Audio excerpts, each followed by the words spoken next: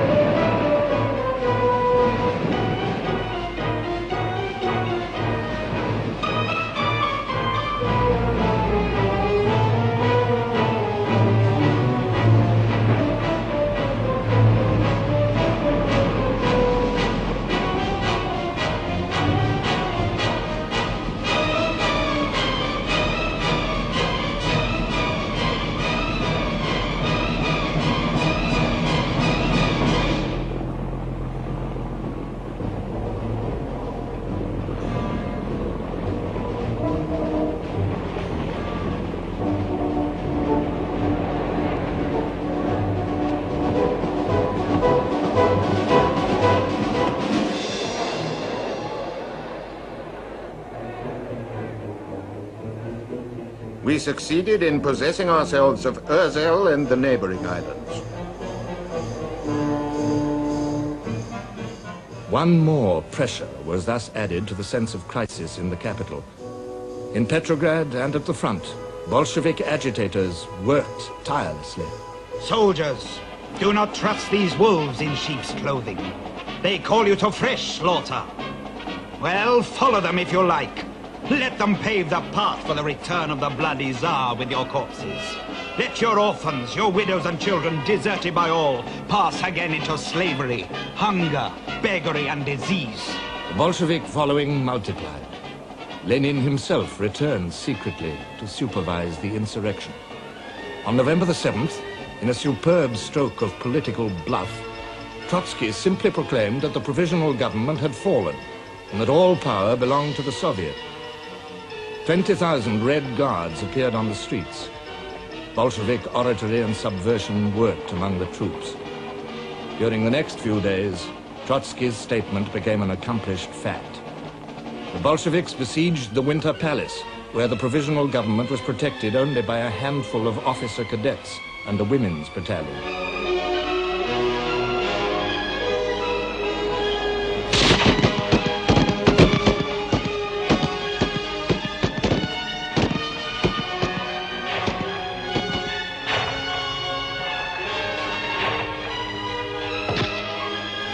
In a matter of hours, the Bolsheviks captured the palace and arrested the Provisional Government.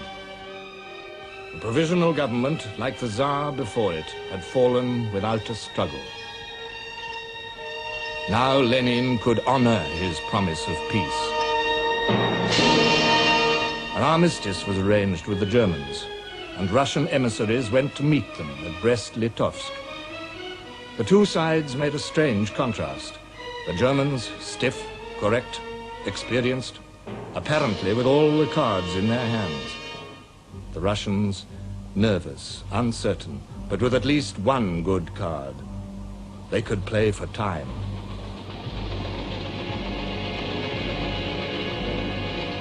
To counter the ever-tightening stranglehold of the Allied blockade, the Germans and Austrians desperately needed access to the vast granaries of the Ukraine.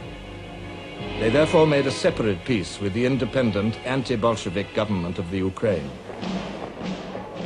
A peace treaty with Romania, now near the end of her terror, followed.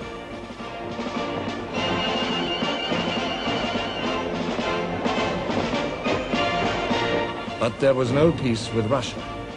The endless Bolshevik delaying tactics enraged the Germans. They resumed their advance into Russia. The Russian army made no attempt to stop them. Instead, it fell back in a rabble. War is dead in the hearts of men, noted an American observer. The Bolsheviks were forced to accept the harshest terms of peace. The Eastern Front was finished.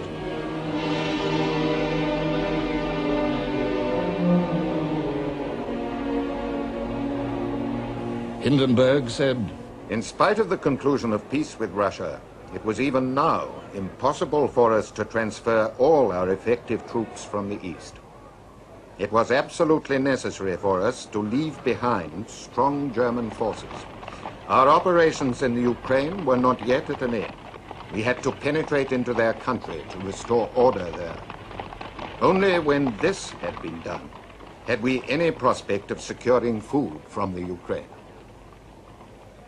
Of a very different import was the military assistance which in the spring we sent to Finland in her war of liberation from Russian domination. The Bolshevik government had not fulfilled the promise it had made us to evacuate this country. We hoped, by assisting Finland, to get her on our side.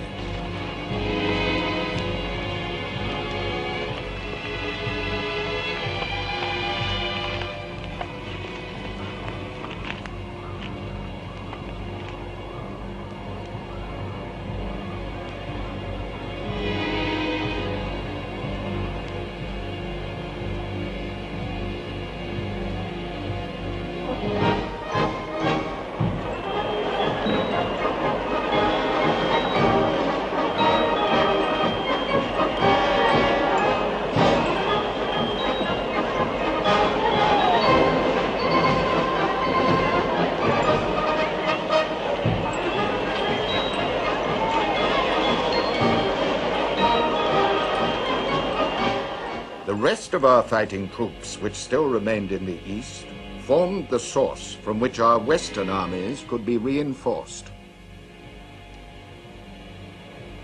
now the patient, enduring German army might at last bring off the decisive victory which had escaped its grasp.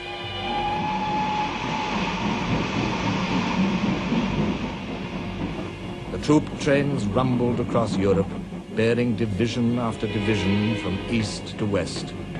Every click of their wheels echoed the ticking away of precious time. For Germany, it was now or never.